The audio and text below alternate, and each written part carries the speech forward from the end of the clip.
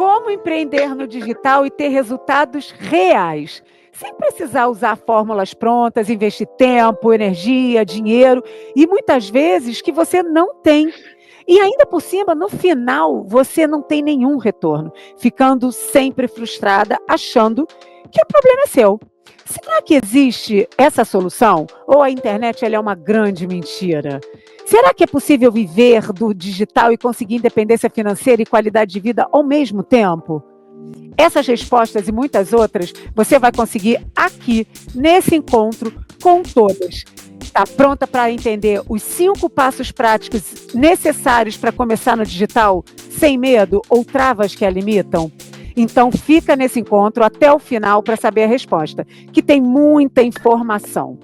Boa, brincadeiras, risadas gostosas, mas antes, aperta o botão do joinha para curtir e ajudar no engajamento.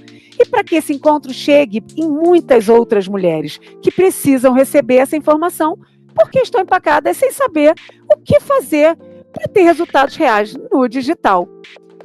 Travar, não saber vender, não gostar de aparecer, só começar depois que estiver pronta, achar que não é boa o suficiente, são comportamentos bem comuns, feitos por mulheres, mas nada saudáveis, principalmente quando o que está em jogo é a sua realização profissional e principalmente a sua independência financeira.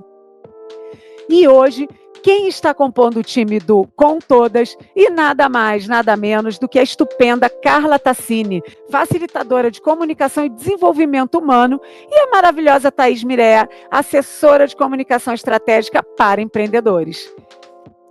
E aqui na cadeira de anfitriã do Com Todas, Renata Vilhena, treinadora comportamental e facilitadora de mulheres 40+ no mercado digital.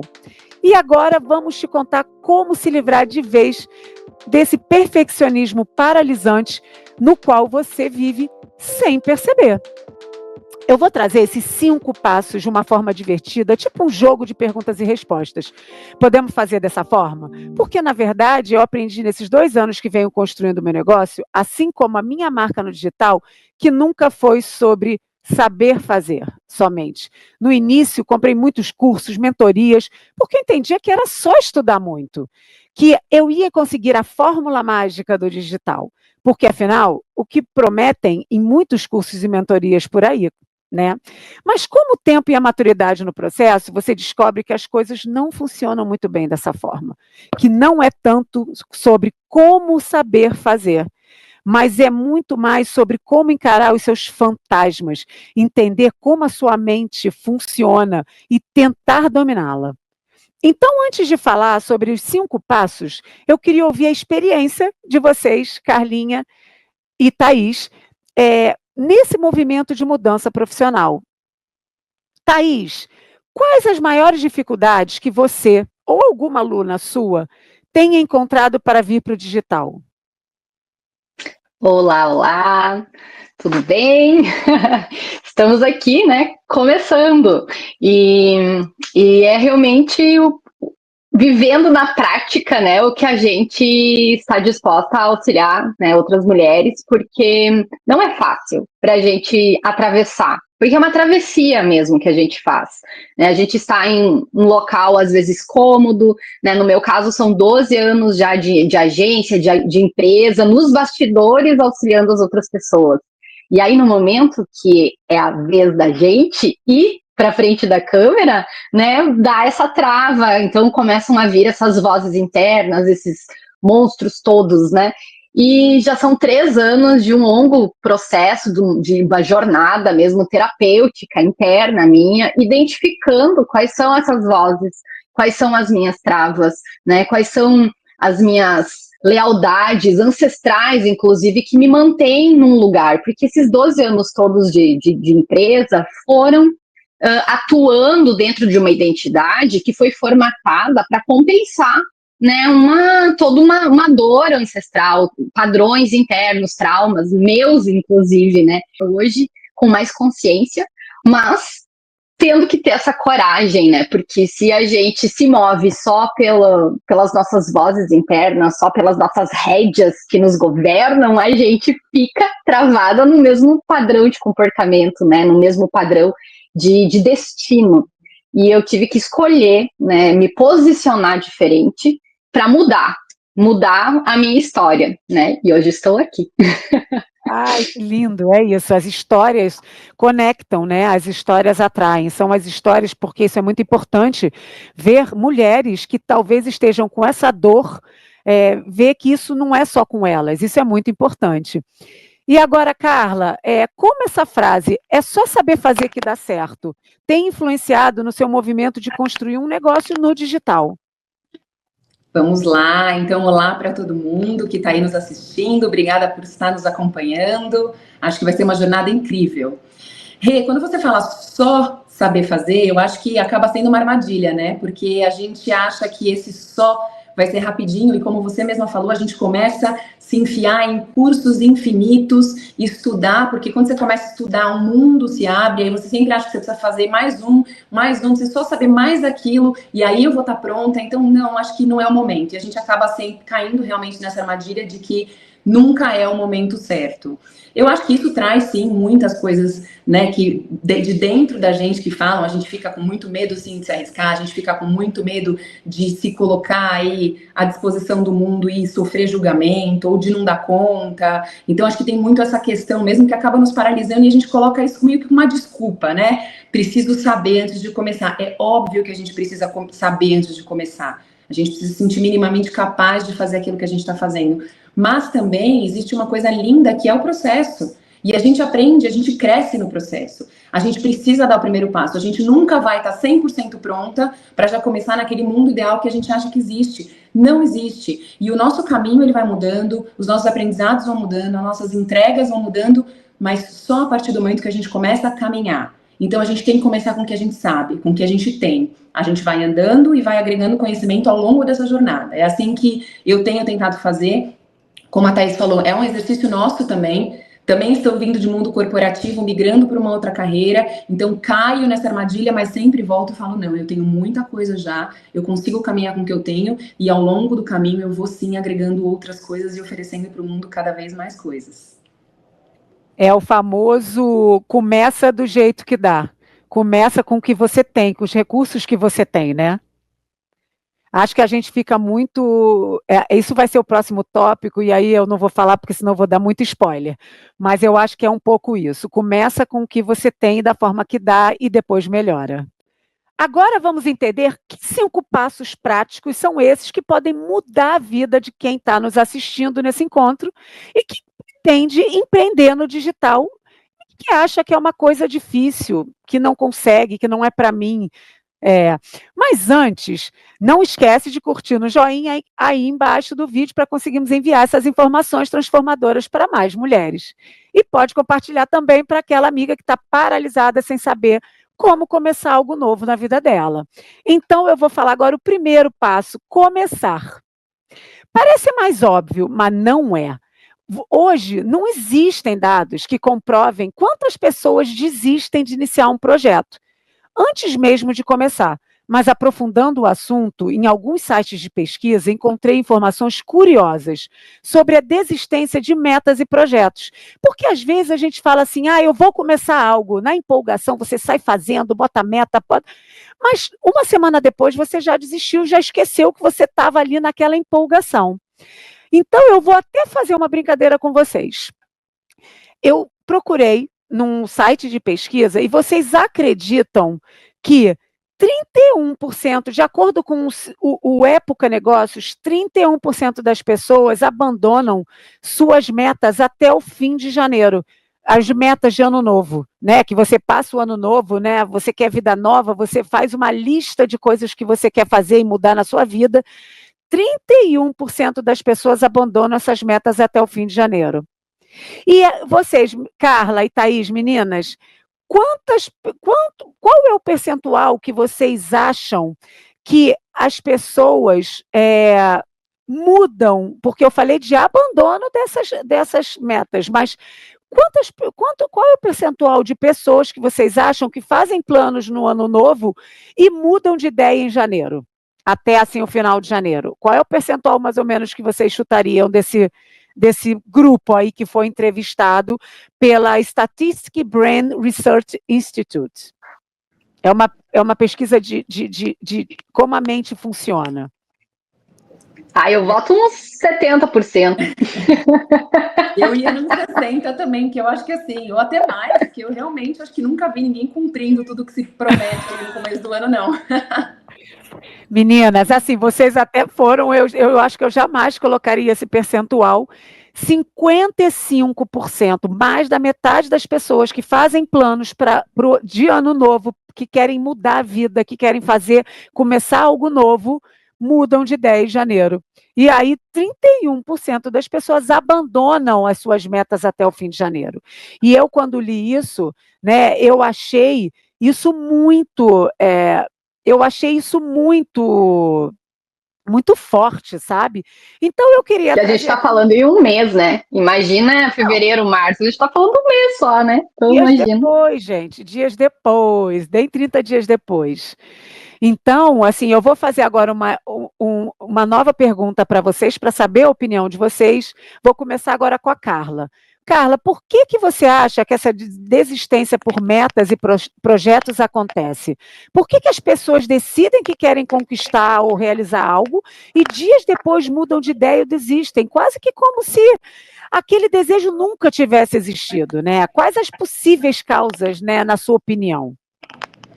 Olha, Rê, pensando aqui assim, de bate-pronto, eu acho que tem algumas falhas, talvez, que a gente comete quando a gente faz esses planos, né? Eu acho que uma das coisas talvez a gente faça planos muito grandiosos, né? A gente queira já mudar de vida de um dia para o outro. Então, dia 31 de dezembro eu sou uma pessoa, dia 1º de janeiro eu já quero ser uma pessoa completamente diferente. Acho que a gente esquece que existem etapas para se seguir, né? Que a gente tem que ir dando passinhos, e a gente já quer que a vida seja transformada de um dia para o outro. E aí a gente começa e a gente percebe que não é bem assim. Uma outra coisa também, talvez, é que a gente se coloque muita responsabilidade, muita coisa de uma vez só. Então, eu quero já em todas as áreas da minha vida mudar, na área espiritual, profissional, relacionamento, pessoal, família, enfim. E aí é isso, eu acho que quando a gente se coloca muita coisa no nosso pratinho ali, a gente começa a perceber que as coisas não são tão atingíveis no ritmo que a gente queria, na velocidade que a gente queria. Então, acho que talvez a gente precise dar um passo para trás, olhar, ir passo a passo e fazer uma coisa mais mensurável, mais atingível mesmo, sabe? Para a gente conseguir celebrar essas pequenas vitórias. Senão a gente sempre olha o grande e a gente nunca percebe o pequenininho que a gente está conseguindo caminhar. E aí a gente desiste. Então, se a gente coloca mini etapas no meio do caminho, a gente olha, celebra e fala, legal, conquistei, andei mais um pouquinho, conquistei, andei mais um pouquinho. Minha percepção de bate pronto aqui. Carla, é impressionante, porque é exatamente o que eu falo muito na minha consultoria, né? Quando você planeja alguma coisa, que você bota muito um objetivo muito além, né? Muito, tipo, sei lá, um objetivo daqui a 10 anos, 5 anos, ele fica tão grande que quando o seu projeto começa a atrasar ali um pouco, você acha que você já não vai conseguir. É perfeito a sua colocação. Acontece exatamente isso. A gente fracionando, né, os objetivos, a gente consegue mostrar para o nosso cérebro que a gente é possível chegar lá com pequenas tarefas, com pequenos passos. Perfeito o que você botou. Muito bom. E, Thaís, no digital existe uma crença que precisa estar pronta para começar, né?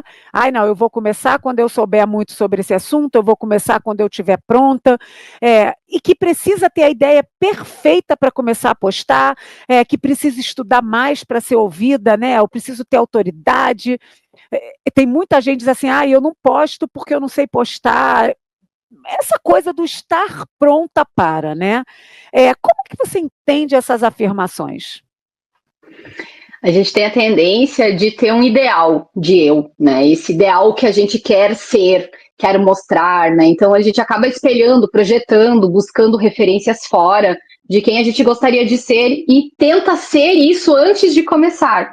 Então, é justamente isso. Quando eu for uma profissional que for capacitada então a gente busca cursos, busca formações, né? Busca outras coisas para ter essa identidade, para então poder começar algo. Mas essa identidade idealizada, ela não vai chegar nunca, né? Então a gente precisa começar de onde a gente está, né? No ponto zero, que até eu ia comentar isso, né? Porque a gente tem 5 passos, mas para começar a gente precisa primeiro parar e pensar, onde eu estou agora? Porque esse é o passo zero. E o passo zero é o último que você deu. E o último que você deu é o primeiro passo do próximo projeto, da próxima realidade. Quando a gente vai gerando essa nova realidade que a gente quer, a gente precisa partir de algum lugar. E a gente parte exatamente de onde a gente está. Porque o último passo que a gente deu é o impulso para o novo. Né? A gente não, se a gente parar e ficar estagnada, sem pensar assim, qual foi o último passo que eu dei? Porque é ali que vem a força para o próximo. E aí, nesse ponto, a gente precisa dar um passo para trás. Porque a gente estagnou, tá com os 2 pezinhos no chão, e a gente não vai ter força para ir para frente sem olhar para trás e pensar onde eu parei. Porque é exatamente onde você tá que você vai ter impulso para seguir para frente. Então, a identidade que você tem agora, aquilo que você já é, aquilo que você já sabe, é onde você vai começar. Então, a gente precisa ter essa humildade de olhar para si, para dentro e buscar dentro os recursos, né? Quais são as minhas habilidades? A gente já tem dons, a gente tem talentos, a gente tem heranças que são valiosas, a gente tem tesouros internos, né? E, às vezes, o ser útil é fazer bolo. Eu sei fazer um bolo muito bom, então minhas vizinhas gostam de bolo. É esse bolo que você faz tão bem que vai ser o ponto zero, entende? Mas é questão de olhar para si e pensar o que eu já sou, e dar valor, sabe? Ter essa humildade de encontrar valor dentro de si. E eu acho que isso é uma jornada bonita, sabe? A gente poder respirar, parar e parar de buscar fora uma solução mágica, uma força externa, sabe? Alguém que fora vai te jogar para o mundo. Não, você vai achar força dentro de si. E esse é o ponto zero. Foi muito legal, Thaís, essa sua colocação, porque a gente tem a mania de achar que o outro sempre é melhor, né? A gente tem a mania de achar que os recursos não estão dentro da gente. A gente sempre fica nesse moldão comparação. Né? E é muito legal essa sua fala, porque é exatamente isso. Quando você decide começar, você tem que entender aonde você está e para onde você quer ir, né? Qual é o ponto A que você está e para onde você quer ir. E isso te dá toda a clareza dos movimentos que precisam ser feitos. Muito legal. Eu não ia trazer, mas eu decidi trazer porque eu achei importante até para corroborar isso que vocês falaram.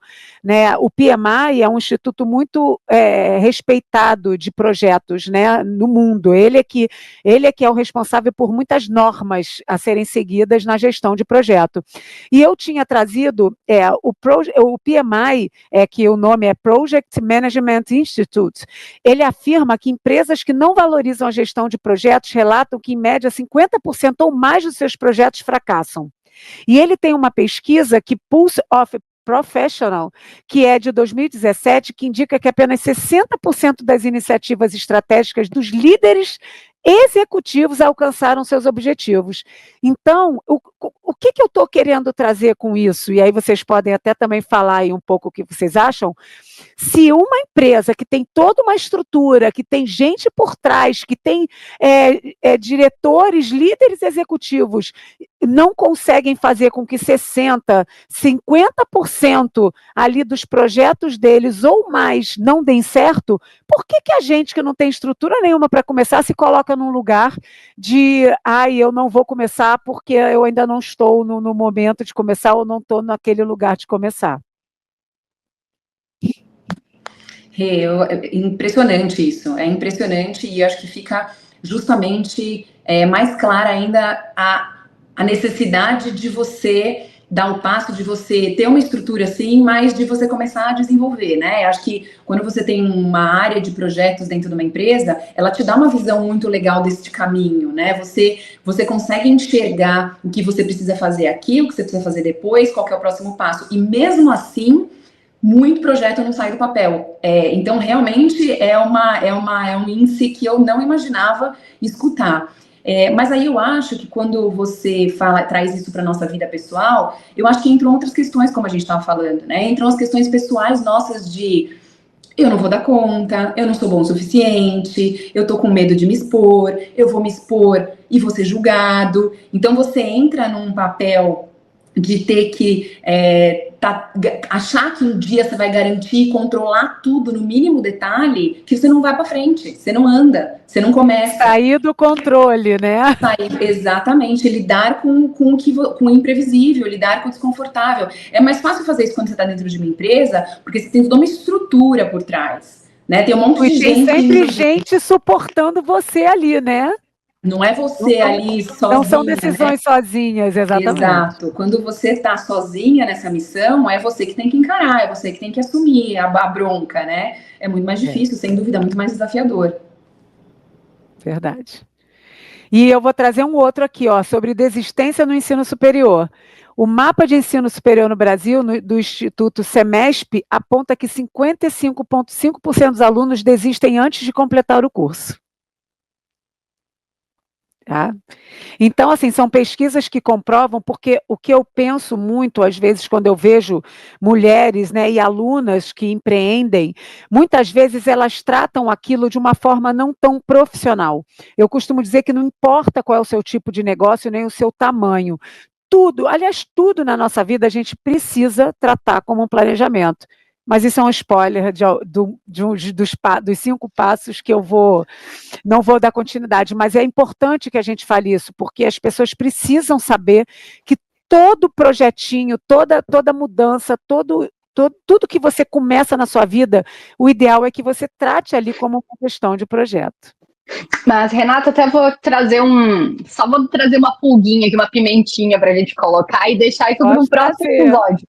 Mas a questão de desistir na faculdade é justamente porque a gente começa nessa identidade que é formatada dentro da alma familiar e ela é formatada para ser aceito, para agradar, para ser amado, né? Então tudo que a gente é quando é criança, a gente quer pertencer, a gente quer ser amado. Então a gente vem para dar conta realmente de expiar, né, a culpa, ou de tentar compensar nossos ancestrais pelas questões que eles não tiveram. A gente é o sonho dos nossos ancestrais. Então, muitas pessoas começam e vão para a faculdade com essa identidade. E a gente geralmente vai descobrir lá pelos 30 e tantos, quase 40, que você passou uma vida inteira em compensação.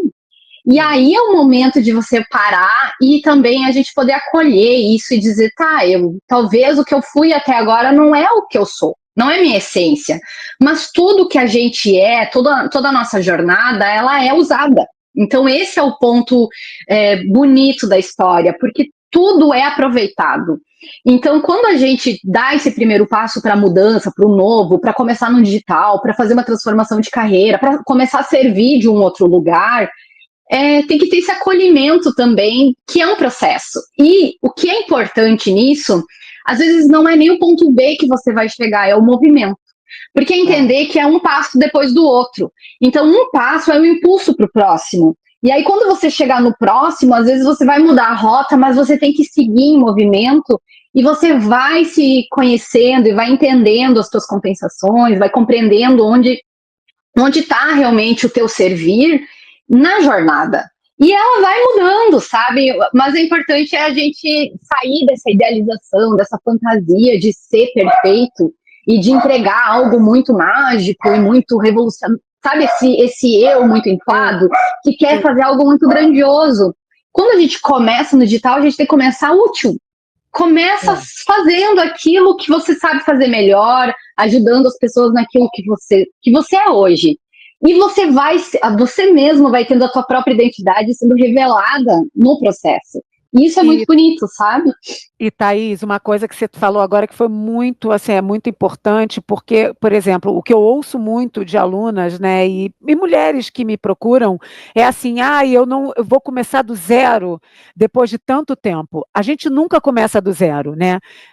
Porque você tem toda a sua trajetória ali profissional, de estudantil, e você não começa do zero. Você só está começando do zero um expertise técnico, mas você tem toda uma bagagem ali de conhecimento que você vai trazer para complementar o que você vai começar de novo, né? E assim, por exemplo, um estudante, ele mudou de faculdade, tá, ele não queria mais fazer aquilo, porque eu sempre brinco, né? Pô, gente, como é que a gente escolhe o que a gente vai fazer para o resto da nossa vida com 16, 17, 18 anos, sabe? É muito novo, não tem maturidade, o nosso cérebro, ele só chega à maturidade de adulto em torno dos 25 anos. Então, é muito injusto com a gente ter que decidir uma coisa tão séria tão cedo. Mas, mesmo que ele mude de carreira, ele já teve ali uma trajetória de alguns anos, alguns meses numa cadeira ali, né, de faculdade. Ele também vai aproveitar, ele já tem uma visão diferente. Então, eu entendo que muitas vezes, independente se a gente muda, se a gente começa, né, são verbos que às vezes dão uma sensação muito de travamento ali, de interrupção, só que não é uma interrupção, é uma continuidade. Então, a fala e de nós vocês mulheres, né, Renata, tem toda a questão ainda da maturidade psíquica, porque a gente tem a maturidade física, orgânica, biológica ali aos 25, mas a maturidade psíquica de uma mulher, ela é aos 35, né, que ela vai estar formada, até então ela tá ali na guerreira, ela tá lutando, e aí a partir dali que ela vai começar a pensar, sabe, tá faltando alguma coisa, a vida não é só isso. E talvez, sabe, Renato, o que pode trazer um pouco dessa trava do não quero mais usar nada, minha vida até agora eu não gosto do meu trabalho, eu não gosto do que eu faço, eu tô cansada, eu tô exausta disso tudo, é porque a nossa trajetória, ela vem carregada de dor, ela vem carregada de traumas, ela vem carregada de experiências, às vezes, que não são tão positivas. E aí é difícil a gente deixar a dor pertencer, né? Mas essa dor, a nossa história, ela pertence. E aí é uma questão de acolhimento mesmo, sabe? De entender que mesmo nesse embrulho todo às vezes, de experiências que não foram tão positivas, profissionais ou pessoais, ou de relacionamento, existe sim uma essência, existe sim... depois que essa dor é diluída, né, que a gente suporta olhar para ela, existe sim vida, sabe? Existe muita vida dentro de uma mulher. Então, essa pode ser essa maior dificuldade, seja essa, né? Como é que eu vou carregar esse meu passado e fazer ele ser útil se eu não aguento mais ele, entendeu? Então, também é uma questão para a gente conversar num próximo episódio. Próximo episódio, exatamente. Muitos próximos episódios. E para você que está assistindo essa live, não esquece de curtir, de compartilhar, porque isso é importante para o projeto. E também, se vocês quiserem comentar no campo dos comentários aí temas das próximas lives para a gente trazer, faça, porque a gente vai ficar muito atento, porque na realidade a gente quer trazer temas para vocês que vocês queiram ouvir, que seja interessante e útil, porque aprendam, o digital não é uma sala de aula, e o interessante é que você esteja sempre sendo útil para quem está te ouvindo, para quem está ali participando com você, fazendo parte da sua comunidade.